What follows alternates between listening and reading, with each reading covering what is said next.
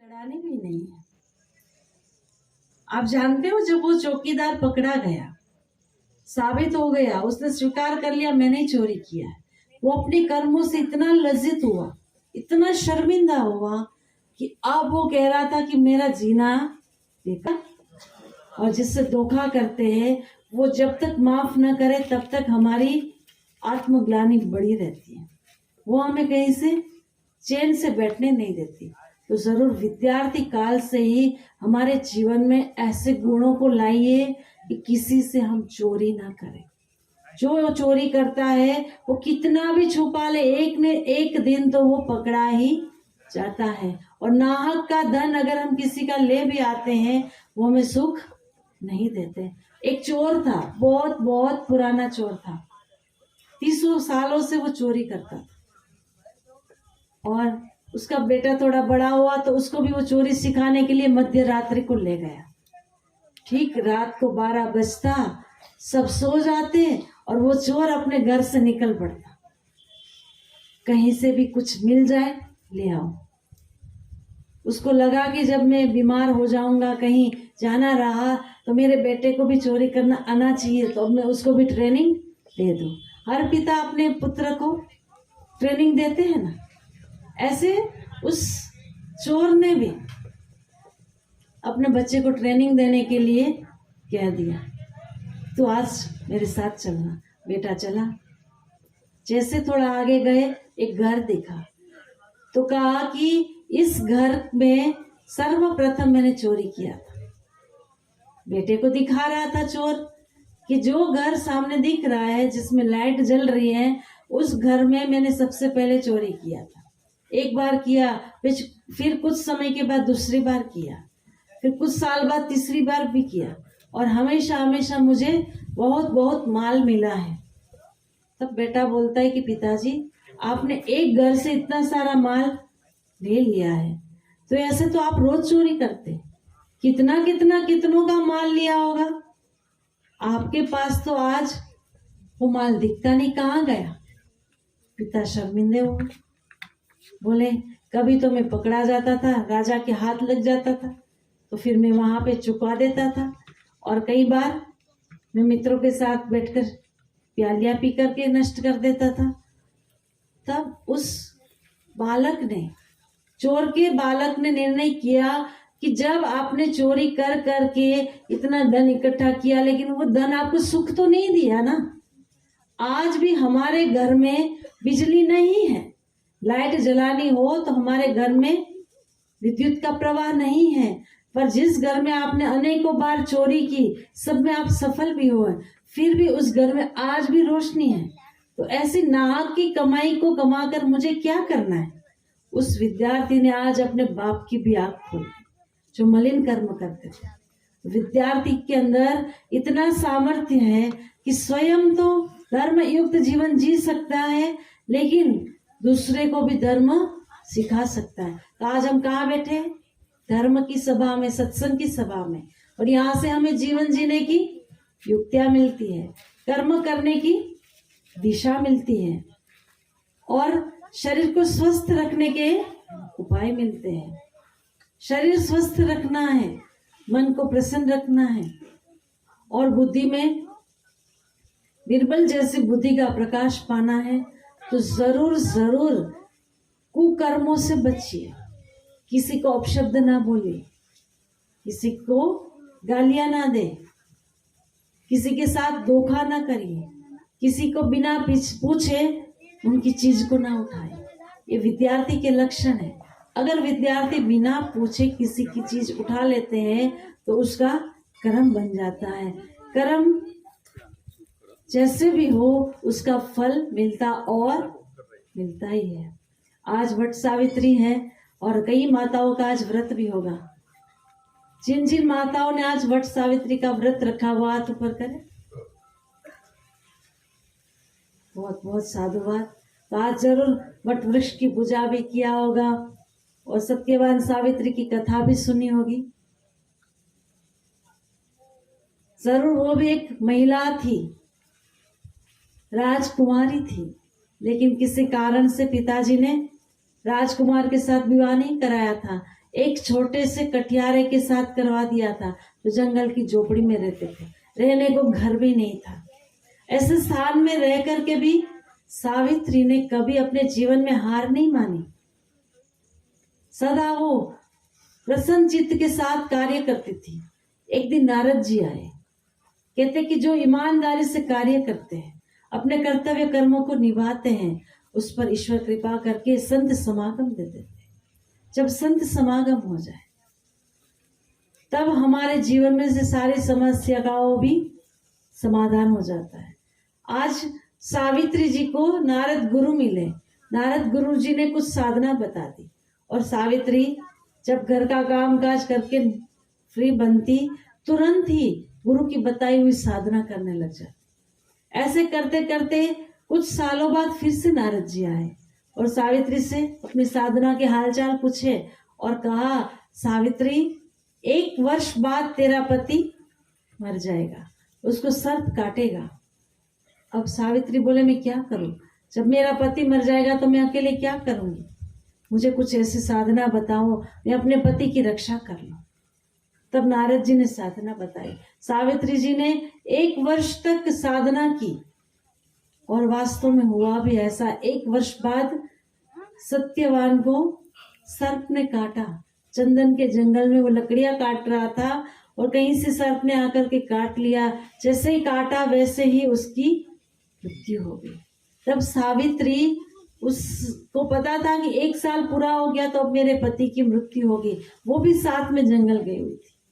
अपने पति के शरीर को एक वट वृक्ष के नीचे रखकर, जहां यमराज स्वयं प्राण लेने आए थे सत्यवान का, पहले तो यमराज के दूत आए, लेकिन सावित्री की साधना इतनी बढ़ी हुई थी कि उसके निकट ही नहीं आ पाए यम के दूत, उसके पति के प्राण ही नहीं ले पाए। यम के दूत वापस गए, तब यमराज स्वयं आए। और जब यमराज स्वयं आ जाए, कहते कि यमराज तो ज्ञानी भी है, नचिकेता को ब्रह्म ज्ञान का उपदेश दिया था और सूर्य पुत्र भी है, प्रभाव भी उतना था, ब्रह्म ज्ञानी भी थे, तो उसके आगे सावित्री की भी कुछ नहीं चली और उसके पति के प्राण लेकर के यमराज जाने लगे।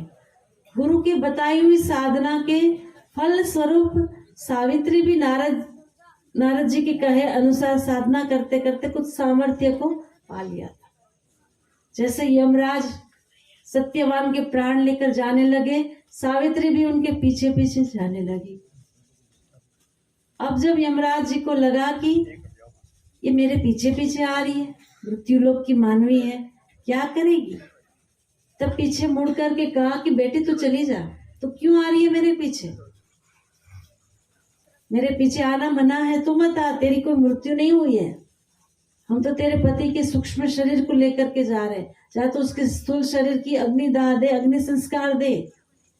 तब सावित्री कहते हैं कि आप मुझे बताइए, शास्त्र में लिखा है कोई अज्ञानी में भी महाज्ञानी पापी व्यक्ति भी संत के साथ 4 कदम चल ले,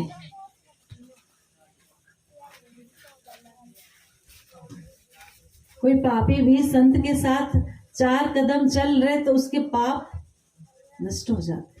लेकिन मैं तो आपके साथ कितनी काफी यात्रा कर ली, और अगर आज भी मैं आपके द्वार से खाली जाऊं तो ये कैसे होगा? यमराज को भी अच्छा लगा, शास्त्र की बात कर रही है, संत की महिमा को जानती है, ब्रह्मज्ञानी की महिमा को जानती है, तो बेटी बता, मैं तेरी निष्ठा से प्रसन्न हूं, तू मांग ले मुझसे कुछ वरदान, लेकिन बस तेरे पति के प्राण के सिवाय कुछ भी मांग ले। तब सत्संगी सावित्री ने यमराज से मांगा, कहा कि मेरे जो सास ससुर है सूरदास है, उनको नेत्र ज्योति मिल जाए। तथास्तु। यमराज जी ने आशीर्वाद दे दिया, तथास्तु। अब आगे आगे चलने लगे यमराज जी, फिर भी वो पीछे पीछे चल रही थी। तब फिर यमराज जी ने सावित्री को कहा कि बेटा अब तो तू चली जा, मैंने तेरे को वचन दे दिया, तेरे सास ससुर अब नेत्र विहीन नहीं रहेंगे, उनकी नेत्र ज्योति काम करेगी, जा जा, तो वापस चली जा। तब कहती कि मुझे एक मेरे सवाल का जवाब दीजिए। आप तो ज्ञानियों में ब्रह्म ज्ञानी हैं और पूरे यमपुरी के राजा भी हैं। तो ये बताओ कि जब मनुष्य ने इस शरीर से कर्म किया है, फिर चाहे अच्छा हो चाहे बुरा हो, लेकिन जब उसको फल भोगना पड़ता है तब तो ये शरीर जला दिया जाता है, तो फल कौन भोगता है? हमने कभी सोचा क्या ऐसा? हम कहते हैं ना कि गलत कार्य करेंगे तो पाप लगेगा, दोष लगेगा, नरक मिलेगा। पर जिस शरीर ने कार्य किया है मलिन, जिसको नरक मिलना चाहिए, उस शरीर को तो हम यहीं छोड़कर जाते हैं और हमारे स्नेही जन परिवारजन उसको जला देते हैं। तो सावित्री का सवाल बिल्कुल वाजिब था। यमराज जी सोचने लगे क्या गजब की तेरी सूझबूझ है।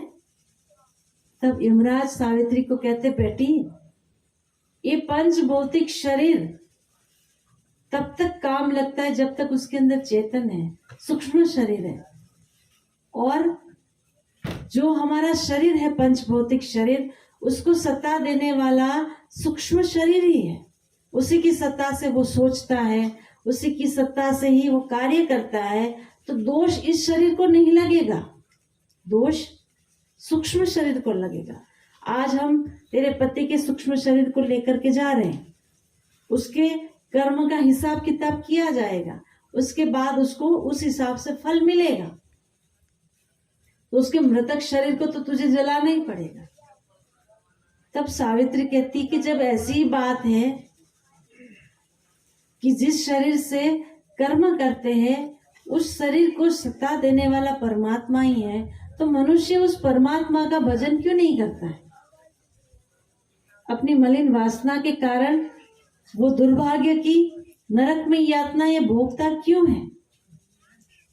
जब यमराज जी ने सवाल पूछा, बड़े खुश यमराज जी से जब सावित्री ने सवाल पूछा और यमराज बड़े खुश हुए। बोले तू एक स्त्री है और इतनी सूझबूझ कहाँ से लाती है? मैं तेरे पे बहुत बहुत प्रसन्न हूँ। बता तेरे को और क्या चाहिए? बस तेरे पति के प्राण के सिवा कुछ भी मांग ले। तब सावित्री कहती है कि आप अगर देना चाहते हैं तो जो मेरे सास ससुर का राज्य किसी दुष्टों ने छीन लिया है, वो राज्य वापस मिल जाए। यमराज जी कहते तथास्तु बेटी, तेरा पिछड़ा राज्य भी तुझे मिल जाएगा, अब तू चली जा। कहती कि जब इतनी देर आपने मुझसे सत्संग की वार्तालाप कर लिया, अब मैं वहां जाके क्या करूंगी? मुझे भी साथ ले चलिए, मुझे जाने का मन नहीं करना। यमराज जी समझा रहे थे कि बेटी जाना पड़ता है, जाना चाहिए, तू चली जा। तब सावित्री और ज्ञान चर्चा करने लगी, प्रश्न पूछने लगी। पूछते पूछते फिर मना लिए यमराज जी को। यमराज जी ने कहा चल अब मैं एक बार और तुझे अवसर देता हूं कि तेरे पति के प्राणों के सिवा कुछ भी मांग ले। तब सावित्री मांगती है कि आपने मेरे सास ससुर को नेत्र ज्योति दे दी, राज्य दे दिया, अब राज्य को चलाने के लिए उसको पौत्र भी तो चाहिए। क्या चाहिए? पौत्र भी तो चाहिए। राज्य कौन चलाएगा? अब बुजुर्ग है, अभी चले जाएंगे। तब यमराज जी ने कहा तथास्तु, एक पौत्र भी मिल जाएगा। अब सावित्री कहती कि प्रभु मेरे सास ससुर को तो एक बेटा है और जिसको आप लेकर के जा रहे, अब आपके वचन का क्या होगा? आपके वचन का क्या होगा? आपने तो कह दिया कि ठीक है पौत्र होगा और राज्य संभालेगा, लेकिन कैसे संभव है? तब यमराज कहते हैं कि सावित्री तू जीत गई, मैं हार गया और तेरे गुरु की कृपा ही तुझे जिता गई है। वैसे गुरु के चरणों में मैं भी वंदन करता हूँ, प्रणाम करता हूँ। और आज के दिन जो भी तुझे स्मरण करेगा, तेरे नाम से वट वृक्ष के नीचे धान से अनाज से तेरी प्रतिमा बनाए या कुछ अनाज ही रख करके तेरे को वंदन करेगा, सत्यवान को वंदन करेगा, प्रणाम करेगा, उसके जीवन में भी ज्ञान आएगा। गुरु आएंगे और वो भी संसार से तर जाएंगे। जब यमराज जी ने आशीर्वाद दिया सावित्री जी को और इसी आशीर्वाद को आज करोड़ों करोड़ों माताएं सफल कर रही है। कोई सौभाग्यवती स्त्री अपने पति की आयुष्य के लिए, लंबी दीर्घकालीन आयुष्य के लिए प्रार्थना करें तो जरूर उसकी प्रार्थना फलीभूत होती है। और जब सच्चे हृदय से प्रार्थना करें तब जो हमारी पहेलियां उलझी हुई हैं वो सुलझ जाती हैं। कैसी पहेलियां? जो है नहीं फिर भी दिख रहा है, और जो दिख रहा है दिखता नहीं है फिर भी है, और संसार टिकता नहीं है फिर भी हम उसके लिए नाचते रहते, गाते रहते हैं। तब हमें कबीरदास जी कहते हैं कि चलती चक्की देख के दिया कबीरा रोई, दो पाटन के बीच में बाकी रहा ना कोई। कबीरदास जी का भी स्मरण कर ले, आज अवतार लिया है और हम सबको संदेश दिया है। कोई कहते कि कबीरदास जी तो निष्ठुर थे, कोई उनको भक्ति वक्ति नहीं थी, बस जड़ व्रत नाम जप करते रहते थे और लाभ लेते रहते थे। लेकिन आज कबीरदास जी के वचन हम जैसे अज्ञानियों के हृदय को भी पिघला देते हैं और सत्य की राह पे चला देते हैं। जब तुलसीदास जी महाराज कह रहे हैं कि चलती चक्की देख के दिया कबीरा रोए, चक्की तो जानते हैं ना, घंटी जो हाथ से पीसते थे, आप सबने देखी होगी। किस किस ने देखी है? विद्यार्थियों ने देखी है? वाह भी वाह। अब बताओ उस चक्की को चलाया जाए तो उसमें क्या डालते हैं?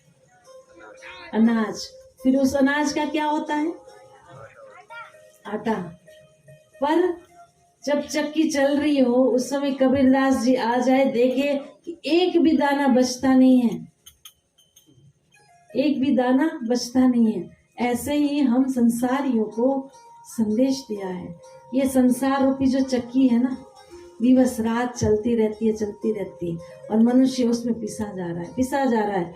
कुछ भी हाथ नहीं लग रहा है, कुछ भी हाथ नहीं लग रहा है। जब हम इस संसार से जाएंगे तो क्या हमने जो संपदा कमाई है वो हमारे साथ जाएगी? भाई बहन, किसी के साथ जाएगी? जाएगी तो हाथ ऊपर करें।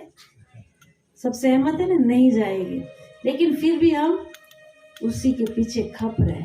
लड़ाई करनी पड़े तो कर लेंगे, किसी को मारना पड़े तो मार लेंगे, पर हम अपना हक नहीं छोड़ेंगे। तब कबीरदास जी कहते हैं कि वही व्यक्ति बच सकता है जो कील से लग जाए। दो जो पार्ट चलते हैं उसको चलाने के लिए बीच में क्या होता है? कील होता है। उस कील से अगर जो दाने चिपक जाते हैं उसको पीसने में सफल नहीं होते हैं। ऐसे ही ये संसार जो हमें जा रहा है, हमें पीस रहा है, इस संसार से बचना है तो कील से लग जाइए। कैसा कील? किसको कील कहे? बताइए किसको कील कहे? जो मीराबाई लग गई थी कील के साथ, शबरीबाई लग गई थी कील के साथ, सहजोबाई लग गई थी कील के साथ, और ऐसे हमारे भारतीय संस्कृति में कितने कितने संतों ने अपने आप को संसार में नहीं पीसा है, अपने आप को संसार में नहीं पीसा है। और ऐसी जोगी, ऐसी भक्त आत्माएं गाती है कि मुझे ऐसा कोई जोगी मिल गया हो जो मेरी तन मन की सूझबूझ कराकर मुझे भव पार कर दिया। एक प्यारा सा भजन है, गाए क्या? आप लोग गाएंगे क्या? नींद तो नहीं आ रही है? जाना तो नहीं है घर? चलिए।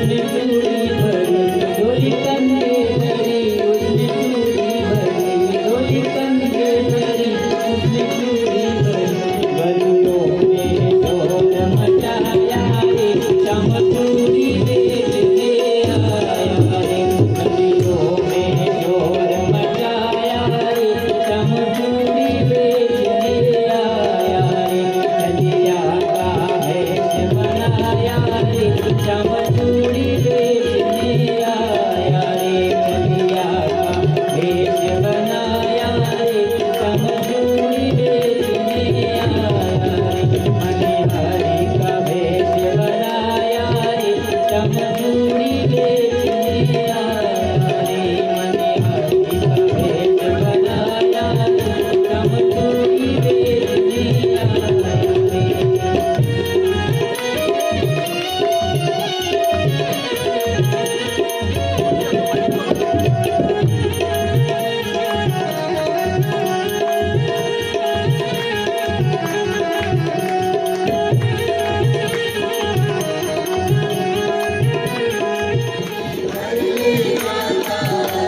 दया से हमारा गुरु जी बेड़ा पार कर दो। दया से हमारा गुरु जी बेड़ा पार कर दो। गुरु जी बेड़ा पार कर दो। बापू जी बेड़ा पार कर दो। गुरु जी बेड़ा पार कर दो। बापू जी बेड़ा पार कर दो। सब राय तेरी बात गुरु जी बेड़ा पार कर दो। सब राय तेरी बात गुरु जी बेड़ा पार कर दो।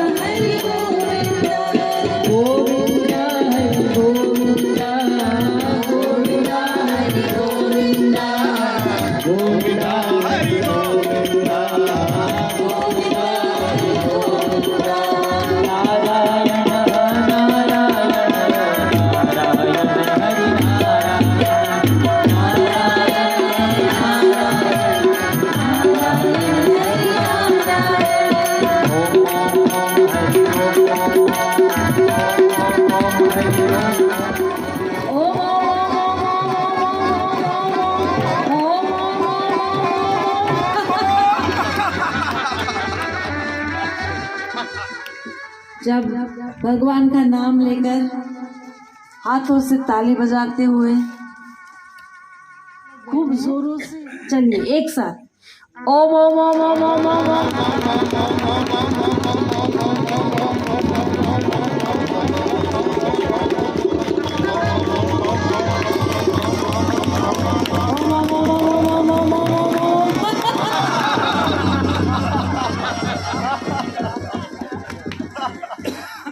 बड़ी मौज आ गई। मैंने भी हंस रही है। चलिए एक बार आपकी भी हंसी देख ले, आप कितनी शर्माती है, या फिर भगवान के नाम में आप भी मीरा बन गए। देखिए आपको भी चेक कर ले, सभी मीराएं हैं। हारोगी तो नहीं, सफलता पाओगी तो नहीं। मजबूत भी है, समझदारी से सुनती है। चलिए ओम ओम ओम ओम ओम ओम ओम ओम ओम ओम ओम जोरों से। हारना मत, नारी शक्ति महान शक्ति। भगवान को भी अपने मुख से जन्म दे, इतनी शक्ति नारी के भीतर है। जय हो। ओम ओम ओम ओम ओम ओम ओम ओम ओम। थोड़ा कम रहा भाइयों से, थोड़ा जल्दी हो गया क्या? जल्दी हो गया क्या? एक बार और कर ले। हारना मत, इस बार थोड़ी कमी रही है भाइयों से, पर चलो पहली बार है, माफ करते हैं। एक बार और। ओम ओम ओम ओम ओम ओम ओम ओम ओम ओम ओम ओम ओम ओम ओम। लगाइए जोरों से ताली, भारी संख्या है भाइयों से तो। ओम ओम ओम ओम ओम ओम ओम ओम।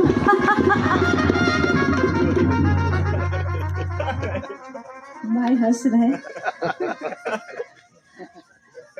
बहनों की कम हंसी के कारण हंस रहे हैं कि बहनों की जो हिम्मत है उसमें हंसी आ रही है।